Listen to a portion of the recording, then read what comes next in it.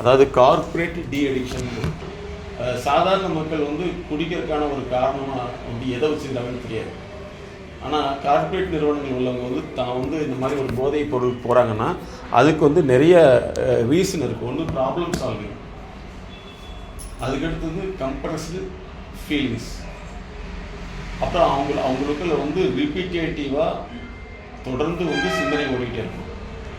அதுக்கடுத்து வந்து ஒர்க்கில் வந்து அப்நார்மல் டிமாண்ட் இருக்கும், இந்த மாதிரிலாம் இருக்கும். அப்போ அதுக்கு வந்து வேறு வழி தெரியாமல் தான் வந்து இந்த அடிக்ஷன் பிஹேவியர் போவாங்க. பட் எங்களை மாதிரி ப்ரொஃபஷனில் பார்த்தோம்னா அவங்களோட இன்டெலிஜென்ஸை அதிகப்படுத்தணும் வந்துருவாங்க. அதனால தான் நாங்கள் வந்து ஆல் கேர்ள் இன்டெலிஜென்சின்னு வச்சுருக்கோம். ஆல் கேர்ள் இன்டெலிஜென்சி, அதாவது வந்து போதைப் பொருட்களை யூஸ் பண்ணுறவங்களுடைய ஐக்கியூ இருக்குல்ல, அது ரொம்ப குறைவாக இருக்கும், அவங்களுடைய நுண்ணறிவு குறைவு. அப்போ வந்து அந்த டாப் பீப்புள்ஸ் என்ன சொல்லுவாங்கன்னா, என்னுடைய ப்ராப்ளம் சால்விங்க்கு தான் இதில் போகிறேன், எனக்கு வந்து ப்ராப்ளம் சால்விங் கிடச்சிட்டா போதும் நிறுத்திடுவாங்க. அதனால தான் எனக்கு கார்ப்பரேட் டி அடிக்ஷன் போட்டிருக்கோம். சாதாரண மக்கள் வந்து அவங்க வந்து ஒரு பழக்க அடிப்படையில் இருப்பாங்க, பிரச்சனைக்கு தீர்வை தேடாமல் மாற்று வழியில் போவாங்க. ஒரு பிரச்சனை இருக்குன்னா அந்த பிரச்சனைக்கு தீர்வு தேடணும். ஆனால் இவங்க தீர்வு தேடுறதுக்கு மேலே தன்னை மயக்கத்தில் வச்சுக்குவாங்க. பொதுவாக நாங்கள் பார்க்குறது என்னன்னா, கடன் பிரச்சனையினால வந்து போதைக்கு போகிறவங்க இருப்பாங்க, இன்னொன்று வந்து குடும்ப பிரச்சனையினால போதைக்கு போகிறவங்க இருப்பாங்க, இன்னொன்று வந்து பார்த்திங்கன்னா தனக்கு வந்து ஜாலினஸ் வேணும் அப்படிங்கிறதுக்காக போதைக்கு போவாங்க. இப்படி வந்து ஏதோ ஒரு காரணத்தை வச்சுட்டு உள்ளே போயிட்டே இருப்பாங்க. ஆனால் அந்த மேல்தட்டு மக்கள் வந்து அந்த சமயத்தில் வந்து நம்ம அது போயிட்டோம், இதுக்கு வந்து நம்மளுடைய நுண்ணறிவு அதிகப்படுத்தணுங்கிறது தான் எங்கிட்ட வருவாங்க. அப்படி நாங்கள் அவங்களுக்கு வந்து 3 இயர்ஸ் பண்ணுறோம். 3 இயர்ஸ் 12 லெவல்ஸ். அது வந்து அவங்களுடைய ஜெனட்டிக்ஸே மாறிடும், டிஎன்ஏவே மாறிடும். சாமானிய மக்கள் வந்து அவங்களுக்கு எது சொன்னாலும் சரிமா, அவங்களுக்கு வந்து அவங்க கூட சேர்றவங்களா யார் இருப்பாங்க, அதாவது அவங்க வந்து அந்த லோயர் லெவலில் தான் வச்சுருப்பாங்க, ஹையர் லெவலில் வச்சுக்க மாட்டாங்க. ஹையர் லெவல் லோயர் லெவலுக்கு வர மாட்டாங்க. நாங்கள் எங்களுடைய பிராண்டே பார்த்தீங்கன்னா கார்ப்பரேட் ஃபிட்னஸ் சொல்யூஷன் தான் போட்டிருக்கோம். அதாவது படிக்கலேன்னு சொல்லி கூட டியூஷன் போகிறவங்கெல்லாம் சாதாரண மக்கள், படிக்கலேன்னு சொல்லிட்டு படிப்புக்கான தடைகள் என்னென்னு காரணத்தை கண்டுபிடிச்சு மாத்திரவங்க தான் அந்த டாப் பீப்புள்ஸ். அவங்க தான் எங்ககிட்ட வந்து தன்னுடைய பையனோ பொண்ணோ படிக்கல என்ன செய்யணும், அதுக்கான வழிகள் என்னங்கிறத அதுவும் நாங்கள் 12 லெவல்ஸ் 3 இயர்ஸ் வச்சுருக்கோம். அதுக்கு பேர் வந்து இன்டெலிஜென்சி, லேர்னிங் இன்டெலிஜென்சின்னு வச்சுருக்கோம். அப்போ சாமானிய மக்களுக்கு வந்து இந்த மாதிரி விஷயம் தெரியாதனால தெரிஞ்சுக்க விரும்ப மாட்டாங்க. ஏன்னா அவங்க வந்து எப்படின்னா கூட்டத்தோடு போகக்கூடிய ஆட்டம், ஸ்பெஷலாக போக மாட்டாங்க. வழிபாடு ஸ்தலங்களுக்கு போனீங்கன்னா தனி வழின்னு ஒன்று இருக்குது, பொது வழின்னு ஒன்று. பொது வழியில் போகிறவங்க யாரும் தனி வழியில் போகிறவங்க யோசிச்சு பாருங்க. காலத்தையும் நேரத்தை வந்து முக்கியமாக கருதுறவங்க அத்தனை பேருமே வந்து ஸ்பெஷல் வழியில் போய் இமீடியட்டாக அந்த பண்ணக்கூடிய ஆராதனையோ அல்லது அந்த இதை முடிச்சுட்டு உடனே வழி வந்துடுறாங்க. சாதாரண மக்கள் டைம் பாசிங் தானே, அதனால தான் நாங்கள் இந்த ப்ராசஸை வச்சுருக்கோம். இந்த போதை பழக்கத்திலேருந்து விடுபடுறது அப்படிங்கிறது உங்களுக்கான விஷயமே அல்ல. ஒருவர் போதை புழக்கத்தில் இருக்கிறார், போதை புழக்கத்தில் பழக்கத்தில் இருக்கிறார்னா அவருடைய அந்த பழக்கம் வந்து அவருடைய உணர்வு அளவில், செயல் அளவில், நடத்தி அளவில் குடும்பத்தினர் முன்னாடி அது தெரிஞ்சுக்கிட்டே இருக்கும். இந்த ஸ்டைல் அவங்களுக்கு பிடிச்சிச்சுன்னா அந்த குழந்தைகளும் இந்த மாதிரியான போதை பழக்கத்துக்கு அடிமையாகிவிடும் அப்படிங்கிறதான் உளவியல் உண்மை. அதனால தான் சொல்லுவோம், contagious, behavioural contagious, digital contagious, drug contagious, அதே போல் பிஹேவியரல் கான்டேஜியஸ்ன்னு சொல்லுவோம். அதாவது எல்லாமே ஒரு தொற்றுத்தன்மை உடையது. அதாவது தொற்று வியாதிங்கிறது கிருமினால் மட்டும் வரக்கூடியதல்ல, தொற்றுங்கிறது பழக்கத்தினாலும் கூட தொற்றிக்கொள்ளும். இந்த ஆல்கஹால் இன்டெலிஜென்சி, அதேமாதிரி drug intelligence, digital intelligence, therapeutic consultation அப்படிங்கிறது உங்களுக்கானது அல்லவே இல்லை. உங்களுடைய பின்னாடி உங்களுடைய கிராண்ட் சில்ட்ரன்ஸ்க்கு ஆகும். ஏன்னா நாங்கள் ஆல்ரெடி சொல்லியிருக்கோம், 3 தலைமுறை பார்க்குறோம். ஒருத்தர் வந்து ஒரு போதைக்கு அடிமை ஆகிட்டாங்க அல்லது போதை பழக்கத்துக்கு உண்டாகிட்டாங்கன்னா இந்த போதை பழக்கம் இன்னைக்கு வந்து தான் இருக்காது, ஆல்ரெடி டிஎன்ஏவில் லோட் ஆகிருக்கும். இது வந்து அந்த குறிப்பிட்ட ஏஜில் வந்து அதை தேடி போவாங்க.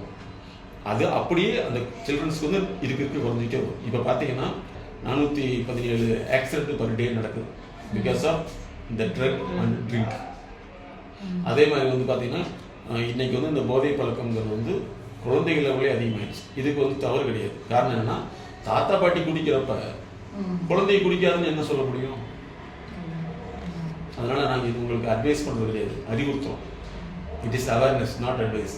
அதனால வந்து இந்த பழக்கங்கிறது இந்த ஆல்கஹாலோ அல்லது ட்ரக் யூஸ் பண்ணால் மட்டுமல்ல, பெற்றோர்கள் தங்களுடைய குழந்தைகள் முன் வந்து டிஜிட்டல் சாதனங்களை அதிகமாக யூஸ் பண்ணால் கூட அந்த குழந்தைகள் வந்து அதை எப்படி எடுத்துக்கணும்னா இது வந்து அன்றாட நிகழ்வு, அவங்க எப்படி யூஸ் பண்ணுறாங்களோ நம்மளும் யூஸ் பண்ணுங்கிற அந்த பதிவு அடிப்படையில், அதாவது கற்பனை அடிப்படையில் அதை வந்து பயன்படுத்துறதுங்கிறது தன்னுடைய தகுதியாக நினச்சிட்டு அதை பயன்படுத்தும். பல பெற்றோர்கள் குழந்தைகள் வந்து சின்ன வயசுலேயே வந்து இந்த செல்ஃபோனை யூஸ் பண்ணால் அவங்க ரொம்ப பெருமைப்பட்டுக்கிறாங்க. உண்மையில் அந்த குழந்தை அந்த செல்ஃபோனுக்குள்ளே போயிடுச்சு, அல்லது செல்ஃபோன் அந்த குழந்தையுடைய டிஎன்ஏவில் கலந்து கொண்டு இருக்கிறது அப்படிங்கிறது தான் உளவியல் உண்மை. இப்போ வந்து பார்த்திங்கன்னா அடிஷ்னலாக வந்து உங்களுக்கு தெரியும், இன்றைக்கி எல்லாமே ஆர்டிஃபிஷியல் இன்டெலிஜென்சி வந்துருச்சு. பட் எங்களுடைய MSK life clinic foundation human இன்டெலிஜென்சியை டெவலப் பண்ணிகிட்டு இருக்குது. குழந்தைகள்ன்றது பெருநிறுவனங்கள் பிஸ்னஸில் அவங்களுடைய மனித நுண்ணறிவை எவ்வாறு அதிகப்படுத்தி நோயில்லாமல் வளர வேண்டும். அதாவது வளர்ச்சி என்பது பொருளாதார வளர்ச்சி, கல்வி வளர்ச்சி, சமூக வளர்ச்சி, அதே மாதிரி ஆரோக்கியமான உடல் மன வளர்ச்சி. அதே மாதிரி சாதாரண மக்கள்கிட்ட வந்து ஏன் எங்களை மாதிரி ப்ரொஃபஷன் போகிறது இல்லைன்னா அவங்களுக்கு ஒரு மனநோய் இருக்கும். என்ன மனநோய்னா எனக்கு எல்லாமே தெரியுங்கிற மனநோய். அதை அவங்கள போய் நம்ம திருத்தி என்ன யூஸ் ஆகும்? ஏன்னா அவங்களுக்கு அதாவது பெரிய பணக்காரர்கள் எல்லாமே எனக்கு இந்த விஷயம் தெரியாதுங்கிறது தெளிவாக இருக்கணும், தெரிஞ்சுக்கிறதுக்கு ட்ரை பண்ணுவாங்க. அதே மாதிரி இன்னும் முதல் தர பணக்காரங்க என்ன பண்ணுவாங்கன்னா சரி எனக்கு தெரியாது நீங்கள் செஞ்சு கொடுத்துருவோம். அதனால தான் வந்து அவங்களாம் வந்து டெவலப் ஆகிட்டு இருக்காங்க.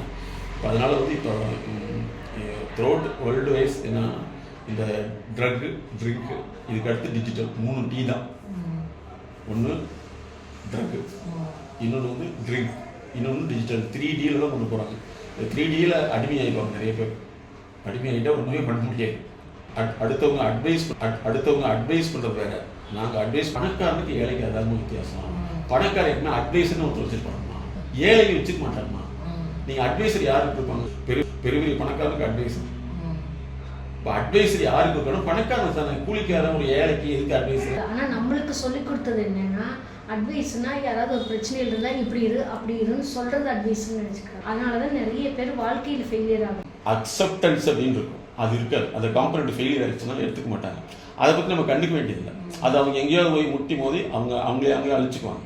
இப்போ நீங்கள் பார்த்தீங்கன்னா பழைய எம்ஜிஆர் படங்களில் பார்த்தீங்கன்னா இவர் என்னுடைய அட்வைசர் செக்ரட்டரி அப்படின்னு நாகேஷ் பார்க்கல. எல்லா விஐபிக்குமே அட்வைசர் வச்சுருப்பாங்க. எல்லா விஐபி அட்வைசர் இல்லாத விஐபியே கிடையாது. ஏன்னா அவங்களுக்கு வந்து வளர்ச்சி தேவை. இவங்களுக்கு என்ன வீழ்ச்சி தேவை.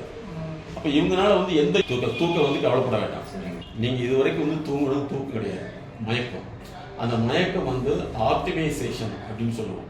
அதாவது ஒரு குறிப்பிட்ட எல்லைக்கு போச்சுன்னா நீங்கள் என்ன மருந்து சாப்பிட்டாலும் தூக்கம் வராது. இப்போ நாங்கள் என்ன சொல்கிறோம்னா ஜஸ்ட் ஸ்லீப்பிங் கிரேவிங் சொல்கிறோம். தூக்கத்தை வந்து வர வைக்கிறதுக்கு அது மேலே வந்து தூக்கம் வரணுங்கிற எண்ணத்தை நீங்கள் உருவாக்கணும். அதுக்கு வந்து என்ன செய்யணும்னா நீங்கள் வந்து தூக்கம் வரலைன்னு கவலைப்பட வேண்டிய அவசியமே இல்லை. அதுக்காக நீங்கள் டிவி பார்த்தீங்கன்னா அது வந்து மறுபடியும் தூக்கத்தை கொண்டு வராது. ஏன்னா உங்கள் மூளை வந்து ஆக்டிவேஷன் ஆகிடும். அதாவது விசுவல் கோர்டெக்ஸ்ன்னு சொல்லுவோம். அதுவும் ஆடிட்டரி கோர்டெக்ஸ் ஆக்டிவேட் ஆச்சுன்னா நீங்கள் வந்து அதில் தான் ரசிச்சுட்டு இருக்கீங்க. வந்து தூக்கம் வரலைன்னா கவலையே இருக்குது. உங்களுக்கு எல்லாமே சாட்டிஸ்ஃபேக்ஷன் ஆயிடுச்சுன்னா அதுதான் வந்து மேஸ்லோன்னு ஒருத்தர் கண்டுபிடிச்சார் 1943. ஒரு மனிதனை வந்து இயக்கக்கூடியது வந்து தேவை. இந்த தேவை ஃபுல்லாகிடுச்சுன்னா அவன் வந்து மயங்கிடுவான்.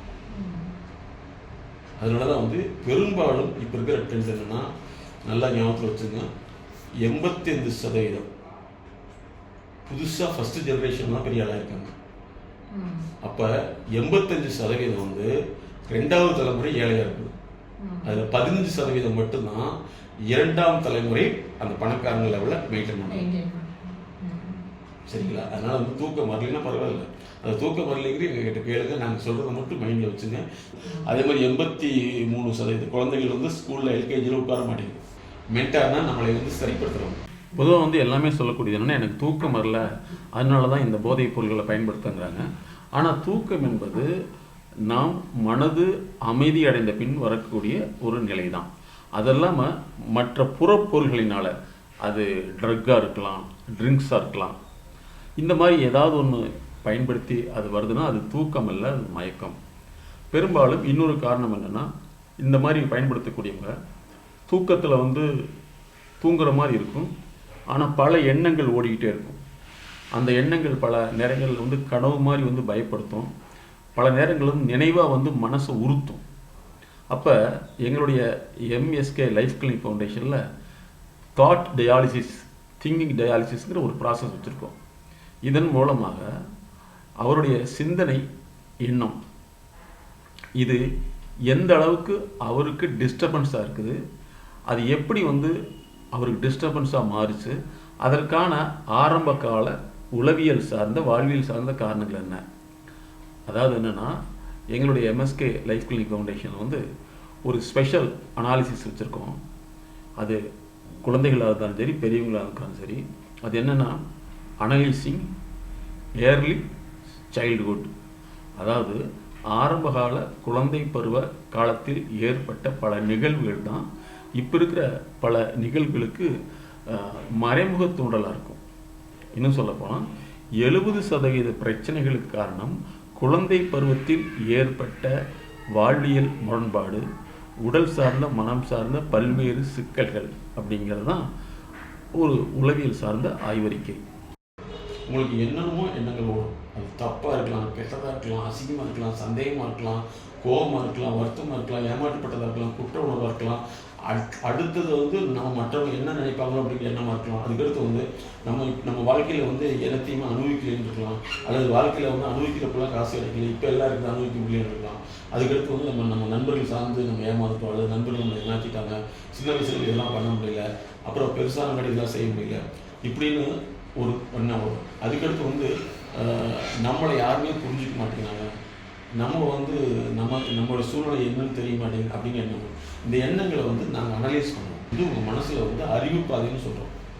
அந்த அறிவு பாதை எப்படி ஓடுதுன்னு கண்டுபிடிக்கும். அந்த அறிவு பாதையில் எங்கே தடை இருக்குதுன்னு கண்டுபிடிச்சு அந்த தடையை நீக்கிட்டோம்னா அந்த எண்ணம் கம்மியாகும். அப்போ வந்து இந்த விஷயத்தை கண்டுபிடிக்கிறதுக்கு தான் எங்களுக்கு டைமிங் ஆகும். உங்களுக்கு மறந்து போயிடும். அதாவது என்னென்னா, ஒரு சாதாரண குழந்தையாக இருந்தாலும் சரி, பெரியவங்களாக இருந்தாலும் சரி, 70% வந்து அவங்களுடைய இளமை பருவத்தில், குழந்தை பருவத்தில் ஏற்பட்ட பிரச்சனைகள் தான் அது 40 வயசுக்கு மேலே வந்து வேறொரு வடிவமாக வெளிப்படும். அது என்னவாக இருக்கும்? சிலருக்கு போதையாக வரும், சிலருக்கு கோபமாக வரும், சிலருக்கு வந்து மனசோர்வு வரும், சிலருக்கு வந்து பார்த்திங்கன்னா அமைதியாக வந்துடும், சிலர் வந்து அந்த குற்ற உணர்வு நினச்சி தான் ஆன்மீக வழியில் போயிடுவாங்க. இன்னொரு சிலர் அந்த குற்றத்தை நினச்சி அக்ரெசிவாக மாறிடுவாங்க. அப்போ வந்து அந்த ஏஜில் தான் தோணும். அதனால தான் வந்து நாங்கள் என்ன சொல்லணும்னா AECன்னு சொல்லுவோம், அசஸிங் ஏர்லி சைல்ட்ஹுட். இந்த சமயத்தில் இருக்கக்கூடிய பிரச்சனைகள் தான் நம்மளுடைய மனதை ஆப்ரேட் பண்ணி மூளையை தூண்டும். அப்போ வந்து ஃபஸ்ட்டு இந்த ஏரியாக்குள்ளே தான் நாங்கள் உள்ளுக்குள்ள போகணும். அப்போ அதுக்கு தான் வந்து நீங்கள் வந்து நிறைய விஷயங்களை டிஸ்கஸ் பண்ணையில் மட்டும்தான் அது தெரிஞ்சுக்க முடியும். அது மாதிரி வந்து நீங்கள் சொல்ல முடியாத விஷயங்கள், சொல்லக்கூடாத விஷயங்கள், சொல்ல மறந்த விஷயங்கள், சொல்லாமல் உறுத்தக்கூடிய விஷயங்கள், இதனால தான் நாங்கள் ஒரு புக் ஒன்று போட்டிருக்கோம். சொல்வதும் சொல்லாததும் ஒரு புக். அது அமேசான் அவைலபிள். ஆனால் எங்கள் புக்கு நீங்கள் வாங்கினா வெளிநாட்டில் தான் ஆர்டர் பண்ணணும், இந்தியாவில் கிடைக்காது. இந்தியாவில் அந்த சிஸ்டம் வரல. வெளிநாட்டில் ஆர்டர் பண்ணிங்கன்னா வந்து அது நமக்கு கற்பனையாகவும் இருக்கலாம், அல்லது வந்து நம்மளாக உருவாக்குறதாகவும் இருக்கலாம். அதெல்லாம் நமக்கு தடையாக இருக்கும். தூக்கம் அப்படிங்கிறது வந்து ஒரு மனிதனுக்கு வர்றதுக்கு பல ஆக்டிவிட்டீஸ் இருக்குது. அதில் ஒரு மனிதனுக்கு வந்து 60,000 தாட்ஸ் பர் டே வரும் மினிமம். அந்த 60,000 தாட்ஸில் 85% பார்த்திங்கன்னா நெகட்டிவாக வரும், 95% பார்த்திங்கன்னா ரிப்பிட்டேட்டிவ் தாட்ஸ் வரும். இதுதான் உங்கள் தூக்கத்தை தடுக்கும். நீங்கள் ஒரு வார்த்தைக்கு ஒரு அர்த்தம் நீங்கள் எப்படி பதிய வச்சுருக்கீங்கன்னு தெரியாது. நாங்கள் உளவியல் ரீதியாக அந்த நீங்கள் பதிய வச்ச அர்த்தம் சரியாக தப்பான அதை கரெக்ஷன் பண்ணுறவங்க உங்களுக்கு இயல்பான தூக்கம் வரும். இப்போ பல இடங்களில் அதாவது வியாபாரத்தில் ஆகட்டும், குடும்ப ரீதியாகட்டும், நட்பு வட்டத்தில் ஆகட்டும், நம்ம இண்டிவிஜுவல் ஆகட்டும், நம்மளே ஒரு அர்த்தம் வச்சுட்டு நம்மளுக்கு சொல்லி கொடுத்ததை வச்சுட்டு நம்ம ட்ராவல் பண்ணிகிட்ருப்போம். அது நிறைய இடங்களில் நம்ம போய் ஃபிட் ஆக முடியாது. இந்த மாதிரி சிக்கல் இருக்கிறப்போ அது பார்த்திங்கன்னா எக்ஸ்ட்ரீம் என்று எல்லாம் ஒன்று சேர்றது தான் நம்மளுக்கு ஃபெயிலியர் கொடுக்கும் நிறைய இடங்கள்ல. இந்த தாட்ஸ் வர்றதுக்கு இதுவும் ஒரு காரணமாக இருக்கும். அப்போ இதை நம்ம முறைப்படுத்துகிறப்ப அந்த ரியாலிட்டிக்கு அந்த பார்வையை, ஒரு தாட் உங்களுக்கு ஒரு எண்ணம் வருதுன்னு அது நீங்கள் நோட் பண்ணியிருப்பீங்க, அதை நீங்கள் டிஸ்கஸ் பண்ணுறப்ப அது எப்படி பார்க்கணும், இது இப்படி மாற்றி பாருங்கன்னு சொல்கிறப்ப அதுலேருந்து கொஞ்சம் கொஞ்சமாக வெளியில் வந்துடுவீங்க. அப்போ இயல்பான தூக்கங்கிறது உங்களுக்கு இருக்கும். ஒரு 10 நிமிஷம் தூங்குனீங்கனாலும் உங்கள் பாடி ஃப்ரெஷ்ஷாகிடும். இதே கலைஞரை சொல்கிறாங்க, நைட்டு 11 மணிக்கு படுத்துட்டு 2:30-3 மணிக்கு எந்திரிச்சிருவாராம். எழுந்திரிச்சாருன்னா எழுத்து வேலை தான் அவருக்கு மெயின். அந்த திரைக்கதை அந்த இது மாதிரி எழுதுறது தான். அதே மாதிரி பகல் ஃபுல்லாக இந்த வேலை தான். 1/2 மணி நேரம் மத்தியானம் தூங்குவாராம். அந்த அந்த 2 தூக்கம் தான் அவருக்கு வந்து அடுத்தடுத்த லெவலுக்கு கொண்டு போச்சு அப்படின்னு சொல்லி ஒரு ஹிஸ்ட்ரி சொல்லுவாங்க. அப்போ நம்மளுக்கு வந்து தாட் எங்கே சிக்கிட்டு இருக்கிறோம் நம்மளுக்கே தெரியாது. அந்த சிக்கலை ஸ்பீட் பிரேக் போட்டு நம்ம மைண்டு நின்றுக்கும்.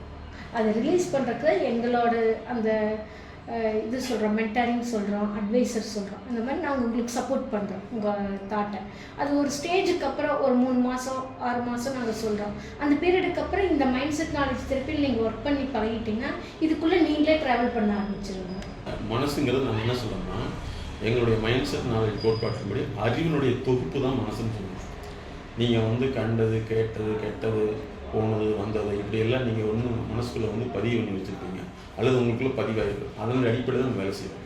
அப்போ வந்து இந்த மைண்ட் செட்டில் வந்து என்ன இருக்குதுங்கிறது வந்து ஒன்றும் நீங்கள் டிஸ்கஸ் பண்ணிங்கன்னா சீக்கிரம் ரெடி ஆகிடும். நாங்களாம் கண்டுபிடிக்கிறது வந்து டைம் ஆகும். 2வது இதுதான் வந்து உங்களை ஆப்ரேட் பண்ணணும். அப்போ வந்து உங்களுடைய அறிவினுடைய பாதை. இப்போ நீங்கள் வந்து சும்மா இருக்கையில் வந்து உங்கள் மனசில் வந்து எதையாவது ஒன்று ஓடிக்கிட்டே இருக்கும்.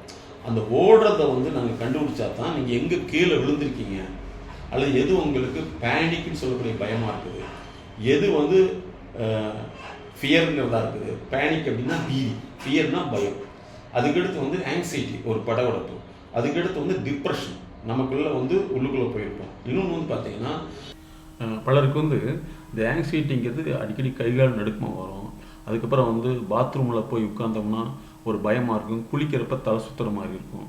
ஸோ இதெல்லாமே கூட வந்து அவங்க வாழ்க்கையில் ஏற்பட்ட பல்வேறு அழுத்த பிரச்சனைகளுடைய வெளிப்பாடு தான். சில சமயங்களில் வந்து உடல் ரீதியான பிரச்சனைகளை வந்து தாங்க முடியாமல், உடல் ரீதியான வலியை தாங்க முடியாமல் கூட இந்த போதை பழக்கத்துக்கு போயிருப்பாங்க. அதை நாங்கள் பகுப்பாய்வு செய்தால் தான், அதாவது அனலைஸ் பண்ணால் தான், உங்கள் லைஃப் அனலைஸ் பண்ணால் தான் அதுக்குண்டான காரணத்தை கண்டுபிடிக்க முடியும்.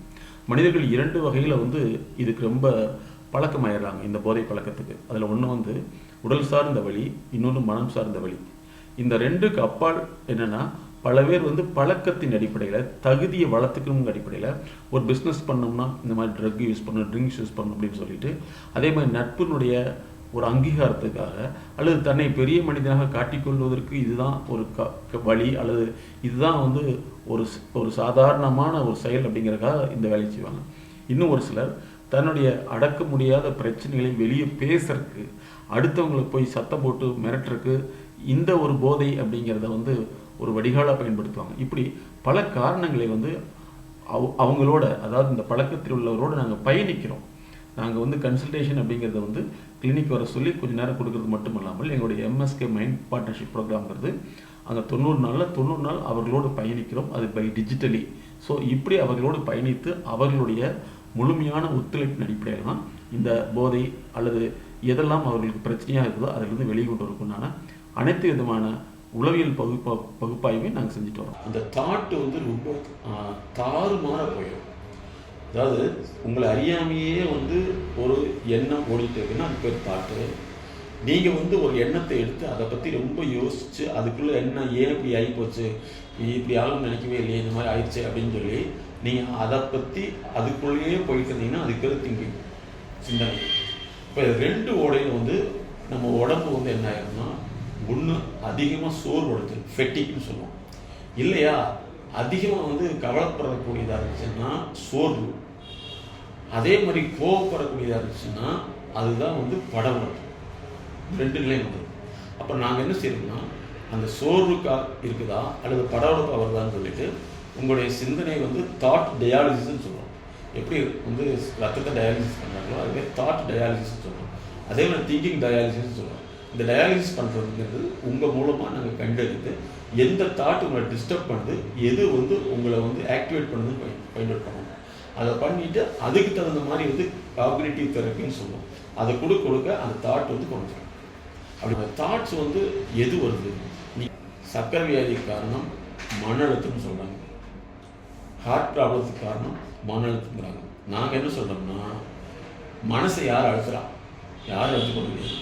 ஆனால் உங்கள் வாழ்க்கை அழுத்தம் தான் மனசில் வருது இல்லைங்களா.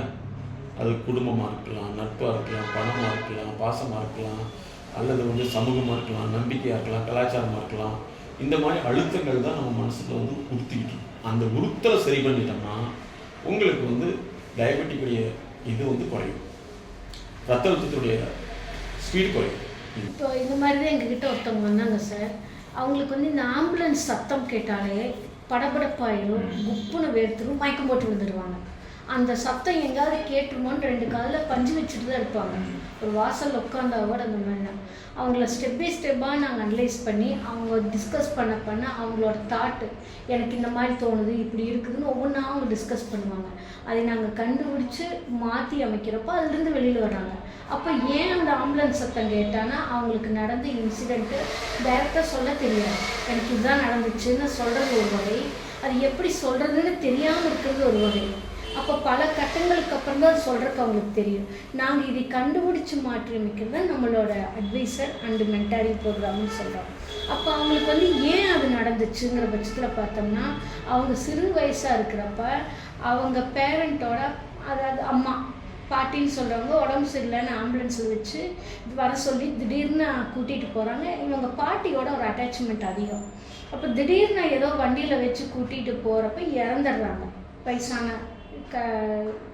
வயசானவங்க அப்படிங்கிறதுனால இறந்துடுறாங்க. அப்போ இந்த இதில் போனங்காட்டிக்கு தான் அவங்க இறந்துட்டாங்கன்னு அவங்களுக்கு ட்ரூமா மாதிரி அதில் ஆயிடுச்சு. அதோட விளைவு இப்போ இந்த ஏஜில் வந்து இவங்களுக்கு எஃபெக்ட் ஆகுது. அப்போ நாங்கள் ஸ்டெப் பை ஸ்டெப்பாக அந்த தாட்டை வந்து, அந்த நினைவு வந்துச்சுன்னா, அப்போ ஒரு நாளைக்கு அவங்க எத்தனை தடவை அதை நினச்சிருப்பாங்க. ரிப்பீட்டேட்டாக நினைவு மனசு வந்து மிகப்பெரிய காஸ்ட்லி கம்ப்யூட்டர் தான். எதையுமே டெலீட் பண்ணாது சார். நம்ம சிஸ்டமில் போய் டெலீட் பண்ணிடலாம், மொபைலில் ஏதாவது பார்த்தோம்னா டெலீட் பண்ணிடலாம். ஆனால் நம்ம மனசுக்குள்ளே போன அறிவு பாதையில் சிஸ்டமில் எதுவுமே டெலீட் ஆகாது. உள்ளுக்குள்ளே லேயராக பதிவாயிருக்கும். நம்மளுக்கு எந்த சூழலை சமாளிக்க முடியலையோ அது ரிலேட்டடாக எத்தனை லேயர் இருக்குதோ ஒன்று சேர்ந்துக்கும். அது உங்களை ஆக்டிவேட் பண்ணுறப்ப தான் உங்கள் மனசு வேலை செய்யாது, ஆஃப் ஆகிடும். மனசு வேலை செய்யாதப்போ உடம்பு டயர்டாகிடும். அது டிஸார்டராக மாறுது, டிசீஸாக வந்துடுது அடுத்தடுத்த கட்டங்களுக்கு. அப்போ நாங்கள் வந்து அந்த ரிப்பீட்டட் தாட்டு வந்து எத்தனை தடவை பதிவாகிருக்கிறோ, அவங்க இப்போ ஒரு இன்சிடென்ட் சொல்கிறாங்கன்னா ஒரே தடவையில் அது க்யூர் ஆகாது. ஏன்னா 10,000 தடவை நினச்சிருப்பாங்க. அப்போ ஒவ்வொரு சூழலில் நினைக்கிறப்பவும் காரணங்கள் வேறையாக இருக்கும். ஒரு பாட்டியாக இருக்கும், இன்னொன்று யாராவது அதே மாதிரி போயிருப்பாங்க, இல்லாத நியூஸ் கேட்டிருப்பாங்க, இன்னொன்று ரிலேஷன் சைடு ஏதோ, இப்படி பல வகையில் அவங்க ஒன்றுக்கு சேர்த்து வச்சுருப்பாங்க. இதெல்லாம் நாங்கள் ரிலீஸ் பண்ணுறப்ப அவங்களுக்கு அந்த சத்தம் வந்தால் எப்படி பார்க்கணும், எப்படி கேட்கணும், அந்த வர்றப்போ கூப்பிடுங்கன்னு சொல்கிறோம். அது ஒவ்வொன்றா நம்ம கிளியர் பண்ணுறப்போ ஒரு குறிப்பிட்ட ஸ்டேஜில் இப்போ அந்த சத்தம் கேட்டால் கூட அவங்களுக்கு எந்த டிஸ்டர்பும் ஆகுறதில்லை. அந்த மயக்கம் வருதில்லை, தலை சுத்தல் வருதில்லை, ஐசியில் போய் அட்மிட் ஆகுதில்லை. இந்த பிரச்சனை ஸ்டாப் ஆகுது. அது கொஞ்சம் கொஞ்சமாக ரெடியூஸ் ஆகி நில்லாயிடும். இந்த மாதிரி தான் ஒரு லட்சக்கணக்கான பதிவுகள் நம்ம மனசுக்குள்ளே நம்மளே ஒரு அர்த்தம் வச்சுருப்போம், நம்மளே செயல்பாட்டுக்குள்ளே இருப்போம். நீங்கள் வந்து ஐடியலாக இருக்கிறையில தான் உங்களை அறியாமையே வந்து உங்கள் மனசு வந்து ஒன்று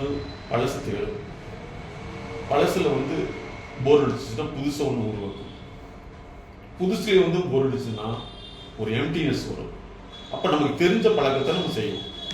அது டிவி பார்க்கறதா இருக்கலாம், மொபைல் பார்க்கறதா இருக்கலாம், அல்லது வந்து சினிமா போகிறதா இருக்கலாம், அல்லது இந்த மாதிரி போதை பழக்கமாக இருக்கலாம். இப்போ நாங்கள் நிறைய இந்த கார்ப்பரேட் லெவலில் மீட்டிங் எல்லாம் பார்க்குறோம். பெரிய பெரிய ஓனர்ஸ் இவங்கெல்லாம் 5 நிமிஷம் தான் மீட்டிங் அட்டன் பண்ணுறாங்க சார். அவங்களுக்குள்ள இதில் டிரான்சாக்ஷன் அத்தனையுமே ஃபார்வேர்ட் ஆகிடுது. டின்னருக்கு 1 மணி நேரம் எடுத்துக்கிறாங்க. அந்த 5 நிமிஷத்தில் ஒருத்தர் விசிட்டிங் கார்டு கொடுத்துக்கிறாங்க, அவங்களுக்குள்ள லிங்க்கை க்ரியேட் பண்ணிக்கிறாங்க. 5 நிமிஷத்துக்கு மேலே யாரும் பேசிக்கிறது இல்லை சார். ஆனால் அடுத்த லெவலுக்கு போய்க்கிறாங்க. அப்படி இப்போ அந்த மாதிரி நம்ம ப்ரொஃபஷனல் நோக்கி போயிட்டோம்னா நம்மளுக்கு லைஃபே போர் அடிக்கிறது. செல்ஃபோன் வாங்கிட்டிங்கன்னா ஒரு 3 வருஷத்துக்கு உள்ள அந்த செல்ஃபோன் அவுட் ஆகிடும். ஏன் அப்படின்னா 3 வருஷத்துக்கு வந்து நம்ம எத்தனை ஃபோட்டோ எடுக்கிறோம், என்னென்ன பார்க்குறோம் எல்லாமே ஸ்டோரேஜ் ஆகி இந்த கெப்பாசிட்டி முடிஞ்சு போயிடும். அது ஆட்டோமேட்டிக்காக அதே மாதிரி மனுஷன் அப்படி தான். ஒரு குறிப்பிட்ட ஏஜுக்கு உள்ள வந்து நம்ம மைண்டை வந்து ரீசைக்கிளிங் பின்னுன்றது ரிமூவ் பண்ணணும். அது தெரியாது நிறைய பேருக்கு. அந்த டீக்ளட்டரிங்னு சொல்லுவோம், டீலிங்க்னு சொல்லுவோம். அந்த டீலிங்கை பண்ணிட்டோம்னா அவங்க வந்து அவங்களுடைய மன ரீதியில் தொடர்பு வச்சிருக்கக்கூடிய அந்த எண்ணங்கள், அது தவறானதாக இருக்கலாம், நல்லதாக இருக்கலாம், கற்பனையாக இருக்கலாம், பயமாக இருக்கலாம், பீதியாக இருக்கலாம், மனசோர்வாக இருக்கலாம், இதை வந்து டீலிங்க் பண்ணி இல்லைன்னா அது தொடர்ந்து போயிட்டே இருக்கும். அந்த சமயத்தில் ஒரு இடத்துல வந்து அப்படி ஹேங்கான மாதிரி ஆயிடுவாங்க. அதை மறக்கிறதுக்கும் இந்த மாதிரியான பழக்கங்கள் போயிடுவாங்க. அதிகமான டிவி பார்க்குறவங்க பார்த்தீங்கன்னா அவங்களுக்கு சொல்ல முடியாத கவலை இருக்கும், அதுக்கு தான் டிவி பார்ப்பாங்க. ஏன் இன்னைக்கு வயசானவங்களாம் நிறைய டிவியில் போகிறாங்கன்னா அந்த பழைய நினைவுகளை வந்து புதுப்பிச்சுக்குவாங்க. ரெண்டாவது அந்த நினைவு வந்து அந்த மாதிரி சமயத்தில் இந்த மாதிரி எனக்கு ஐடியா கிடச்சிருந்தா நான் அந்த மாதிரி அந்த சமயத்தில் அப்படி பண்ணியிருக்கேங்கிற கற்பனை தான் போகிறாங்க. உண்மையிலேயே உங்களை பாராட்டுகிறோம். நீங்கள் சரியான கேள்விகள் கேட்டீங்க. அதாவது இந்த கார்ப்பரேட் டி அடிக்ஷன் அப்படின்னா என்னென்னு அப்படின்னு சொன்னால், அவர்களுடைய மனம் சார்ந்த, வாழ்க்கை சார்ந்த, வியாபாரம் சார்ந்த, கலாச்சாரம் சார்ந்த பல்வேறு சிந்தனைகளுடைய தாக்கம், அல்லது பல நேரங்களில் வந்து அவங்க கடன் வாங்கியிருப்பாங்க ஆரம்ப காலத்தில், அந்த கடனால் அவர்களுடைய பிரச்சனை, அதுக்கடுத்து பல நேரங்களில் வந்து அவமானப்பட்டிருப்பாங்க, அதனுடைய உறுத்தல், இப்படி ஏதாவது ஒரு செயல் வந்து அவர்களை தூண்டும். இதற்கு அப்பால் வந்து இந்த பழக்கத்தை வந்து மேலாண்மை செய்யறதுக்காகவே நட்பு மெயின்டைன் பண்ணிக்குவாங்க.